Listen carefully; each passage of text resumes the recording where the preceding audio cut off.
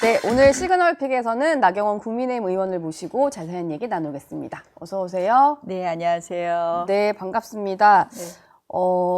지금은 법사위에 계시지만 예전에 외통위도 하셨고 외통위원장도 하셨고 해서 좀 여쭤보는 건데요. 네. 이재명 대통령이 어제 국군의 날 맞아서 이런 표현을 썼습니다. 한미 동맹을 바탕으로 전시작전 통제권을 회복해야 된다라고 했는데 회복이란 단어를 본인이 직접 수정까지 해가면서 넣었다고 하더라고요.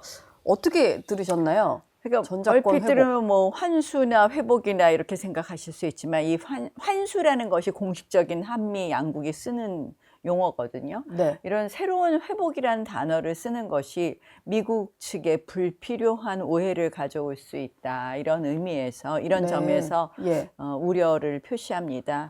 특히 이제 말씀은 한미동맹을 기반으로 이렇게 하지만 지금 미국 측에서 동맹의 현대화라든지 전략적 유연성이라든지 이런 이야기를 하고 있고 또 관세 협상 문제도 있고 이런 여러 가지 난제가 있는데 네. 이 소위 최근에 자주 국방을 강조하면서 지금 전작권 환수 얘기를 하고 있는데요. 네. 이것이 결국은 우리 안보 공백을 가져올 수 있다라는 점에서 굉장히 우려가 되는 부분입니다. 근데 지금 또 미국의 트럼프 대통령 같은 경우는 일단 자국 우선주의를 계속 얘기를 하니까 전작권 그러면 내어줄 수 있다 이런 식으로 또 막 속도를 낼 것 같기도 하고. 근데 이게 일반 국민들이 생각했을 때는 그러면은 미군도 주한 미군도 좀 철수할 수 있는 거 아닌가 이런 생각인데 일단 안규백 장관은 전혀 아니라고는 얘기를 하더라고요. 그러니까 이제 전시작전권을 미국이 가지고 있다는 거의 의미의 핵심은 뭐냐? 네. 전시가 됐을 때 미국이 자동적으로 개입하고 한반도의 안보를 같이 지키는 그 책임이 있다는 건데 네. 이걸 우리가 가지고 온다면 말은 그럴싸하지만 결국은 북한이 지금 6차 핵실험하고 완전한 핵능력을 가지고 있다고 사실상 인정할 수밖에 없는 이런 상황에서 네. 우리가 그 북한 핵 부분에 있어서 전혀 우리가 억지력이 없는데 이 부분을 그냥 내준다는 것이 사실은 우리가 2014년에 전작권, 조건에 기반한 전작권 전환 부분에 전혀 조건이 성취되지 않고 더 어려워진 거 아닙니까? 네. 그래서 말씀하신 것처럼 주한미군 철수 문제하고도 연결이 될 수 있지만 그거는 지금 미국에서 자꾸 뭐 동맹의 현대화, 주한미군의 개념의 전환 여러 가지를 얘기하는데 오히려 거기에 명분을 줄 수도 있고 그런데 우리는 그만큼의 능력은 안 가지고 있고 네. 그러니까 굉장히 현명하게 해야 될 텐데 오히려 거꾸로 저는 이 정부는 그걸 바라는 것 아닌가 하는 생각이 듭니다. 네. 그리고 정동영 통일부 장관의 어떤 최근 발언들을 놓고도 좀 논란인 것 같은데 북한에 대해서 북한은 미국 본토를 타격할 수 있는 3대 국가의 하나가 돼버렸다. 이게 사실상 북한이 핵 보유국임을 인정한 듯한 발언이고 뭐 앞서서 두 국가론에 대해서도 좀 인정하는 얘기를 그렇죠. 많이 하고 네, 있잖아요. 이건 좀 어떻게 들으세요? 뭐 농담이라고 하지만 통일부가 폐지되어야 된다라는 말도 뭐 예. 독일이 통일부가 없어서 통일이 됐다 이런 얘기도 하고 하는 걸 보면 사실은 설화의 수준이 아니라 생각이 그런 거죠. 그리고 정동영 장관은 어떻게 보면 이재명 대통령께서 특별히 아껴서 장관 시켰다고 우리들 보통 이야기하지 않습니까? 네. 그러니까 오랜 신뢰가 있었다, 예. 두 사람 사이에. 그런 점에서 굉장히 이 정부의 북한에 대한 인식을 보여준다고 생각을 하고요. 말씀하신 것처럼 두 국가론이라든지 네. 이러한 부분이 결국은 뭐 사실상 핵 보유국을 인정하는 거라든지 이런 부분에 북한에 대한 대북 정책의 이들의 어떻게 보면 기본 인식을 보여준다라고 봅니다. 그래서 결국은 뭐 지금 북한과의 대화 당연히 해야죠. 근데 END도 결국 exchange가 제일 먼저 나온 거를 보면 네. 결국 denuclearization보다는 상호 교류가 먼저이다. 물론 네. 교류를 해야죠. 근데 이것을 먼저 순위를 뽑으면서 사실상 이 denuclearization, 비핵화에 대해서는 오히려 마지막으로 둔다는 게 문재인 정부 때 이끌어나고 똑같은 거 아닙니까? 네. 이런 교류를 주장하면서 뭘 주장할 수 있느냐? 거기에 핵심은 한마디로 대북 억제, 이 대북 제재 부분을 풀어주자는 얘기를 할 수 있거든요. 네. 이것이 가장 무서운 것이다. 예. 결국 그래도 북한을 좀 우리가 북한이 핵 개발을 가속화하거나 이런 북한 정권의 변화를 가져올 수 있게 하는 것이 유일하게 할 수 있는 게 대북 제재고, 네. 북한의 새로운 정보를 줄 수 있는 뭐 풍선이라든지 이런 거였는데, 이 두 가지를 완전히 어떻게 보면 대북 제재 부분은 교류를 위해서 풀자. 그다음에 뭐 정보 주는 풍선은 자극한다 해서 못하게 하고 이렇게 되니까 사실은 교류라는 것이 주민과의 교류가 아니라 주민들 간의 교류가 아니라 결국 북한 정권을 더 공고화하게 되는 교류가 될 수 있다라는 점에서 네. 걱정이 됩니다. 알겠습니다. 지금 김건희 특검에 파견된 검사들 전원이 복귀를 하겠다라고 얘기를 하면서 지금 검찰은 수사 기소 분리를 하면서 특검은 그걸 모두 다 갖고 있는 거, 이거에 대한 모순을 좀 지적을 했어요. 근데 이걸 두고 일단 검찰 내부에서도 약간의 동요가 있는 것 같은데, 이제 와서 그러기엔 좀 명분이 없다라는 의견도 있는 것 같고, 나경원 의원 보시기엔 좀 어떤가요? 어제 민주당 의원들이 특검을 방문했어요. 네. 그거 보셨나요? 이 방문해서 뭐라 그랬냐면, 항명이 아니라 하소연이었다라는 이야기를 듣고 왔고, 이제 열심히 수사한다라는 얘기를 듣고 왔다라는 걸 자랑스럽게 얘기를 하면서, 네. 야, 진짜 선출 권력이 무소불위구나. 네. 이 권력의 서열이 없다라는 이재명 대통령의 말이 신호탄이 돼서 못하는 게 없구나라는 생각을 했습니다. 예. 결국 특검의 검사들의 말은 굉장히, 제가 그 입장문을 읽어봤는데 한 구절 한 구절 틀린 말이 없어요. 아니, 저 검찰에서 몽땅 기소권 말고는 수사권을 다 박탈하겠다. 네. 그리고 이제 공소유지나 이런 부분도 어떻게 되는지 모르는데 입장을 좀 밝혀라.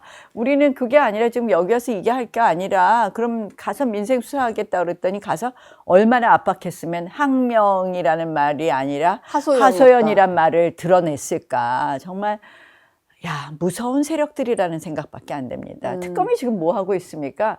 뭐 내란 종식이라는 이유를 해서 전 정권을 이제 다 털탈 터는 거를 지금 특검이 하고 있는 건데, 네. 가서 한마디로 이 하소연이란 말을 들을 때까지 압박을 하고, 결국 특검 수사는 본인들 입맛대로 하라는 것을 사인해 주고 온 거 아닙니까? 뭐 검사들 징계 운운하면서. 네. 그리고 어제 추미애 위원장의 페이스북 글도 만만치 않습니다. 그쵸. 한 줄 한 줄 네. 정말 증오가, 검찰에 대한 증오가 담겨 있다라는 것밖에 저는 느낄 수밖에 없었습니다. 예. 본인 법무부 장관 때 그 징계에 관한 항명까지도 써놨더라고요. 그래서 제가 보니까 이들이 그 검찰에 대한 증오심, 그러나 그 검찰은 자신들의 도구여야만 한다는 것을 보여준 사건이라고 생각을 합니다. 네. 그러니까 도구로서는 칼 잘 들으니까 특검 수사는 제대로 해. 그러나 너희들한테는 우리가 권한을 줄 수 없어. 이런 거를 그러니까 보여줬다. 그리고 이게 또 다른 특검까지 번져서 더 큰 반발이 날까봐 이게 항명이나 반발이 아닌 하소연 정도로 이렇게 좀 만들어가고자 하는 게 아닌가, 뭐 이런 생각도 좀 들고요. 뭐 가서 출동하셔서 압박 세게 했으니까 막 예. 그러는데요. 검찰 내부도 만만치는 않을 거예요. 네. 검사들 입장에서는 본인들 지금 사실은 기관이 지금 없어지는 것이고, 그것이 본인들의 그런 무슨 어떤 권한 문제도 있지만 국가 전체의 틀에서 보면 검찰이라는 조직과 경찰이라는 조직에 사실은 견제와 균형이 있어서 국민들의 피해 회복이라든지 권리가 보장되었던 거거든요. 네. 근데 지금 만약에 이 정부가 말한 것처럼 수사권을 완전히 박탈해 버린다면, 경찰에서 수사를 모두 종결해 버린다면 피해자가 하소연할 수 없을 때도 있고요. 네. 또 피의자로서는 굉장히 이 부분에 대해서 또 역시 하소연할 수 없을 수도 있습니다. 결국은 국민들 개개인의 피해가 되는 건데요. 굉장히 재밌는 게 이것에 대한 이의 신청 제도를 준다. 경찰이 수사 잘못하면. 네. 근데 그건 누가 판단하냐 보면요. 정보위원회예요. 위원회는 누구로 구성되어 있습니까? 비전문가인 시민단체 뭐 이렇게 돼 있어요. 네. 이게 중국식 공안 수사하고 똑같다라는 것이 그겁니다. 바로 결국은 절차도 굉장히 복잡하고 주체에도 문제가 있다. 네. 이건 완전히 어떻게 보면 기존의 사법 시스템을 전문가에 의한 사법 시스템, 그로 인한 어떻게 보면 국민들의 피해 구제라든지 피고인, 피의자의 인권 부분이 법적으로 보장되는 것을 네. 실질적으로 법이 아닌, 제도가 아닌 결국 인민재판, 인민수사로 갈 수 있다는 점에서 큰 우려가 있다는 말씀을 드립니다. 지금 뭐 검찰을 향한 압박 외에도 계속 지속되고 있는 게 조희대 대법원장을 향한 압박인데, 이번에는 청문회를 하다가 또 출석을 당연히 뭐 안 할 줄 알고 불렀겠지만 안 하니까 국감기간에 대법원 현장 검증을 하겠다 이런 거잖아요. 근데 국민의힘은 여기 같이 가실 생각이 전혀 없으신 거죠? 저희 지금 이제 그걸 어떻게 대처할까 고민하고 있습니다. 이제 네. 두 가지예요. 그날 대법원 국감도 하루 더 하는 걸로 연기를 하고, 네. 그날 또 현장 검증 절차도 검증도 채택했습니다. 네. 지금 이제 이러한 것이 다 뭐가 문제냐? 지금 이 엊그저께 조희대 대법원장 청문회도, 대선 개입 청문회도 국회법 위반입니다. 네. 국회 증언 및 감정에 관한 법률에 따르면 제8조에 재판에 개입할 수 없게 돼 있습니다. 수사 중인 사건, 재판 중인 사건에는 관여할 수 없는데 명백히 이거 왜 합니까? 대통령 선거 때문에 하는 거 아니에요? 대통령 선거법 위반 때문에. 네. 그래서 결국 이제 두 가지인데, 대통령 선거법 위반을 비롯해서 5개 재판에 대해서 확실하게 무죄 받고자 하는 게 하나 있고, 그 다음 하나는 내란 재판, 지금 지기현 부장판사를 계속해서 증인으로 신청하는데요. 네.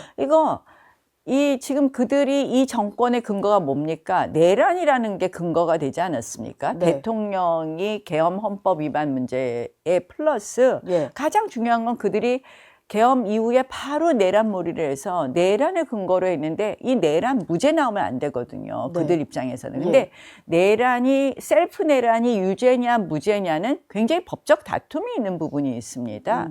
근데 이 부분에 대해서 법적 다툼 다 예외로 하고 무조건 유죄 내 하고 계속 지기현 부장판사를 저렇게 못 살게 구는 거거든요. 네.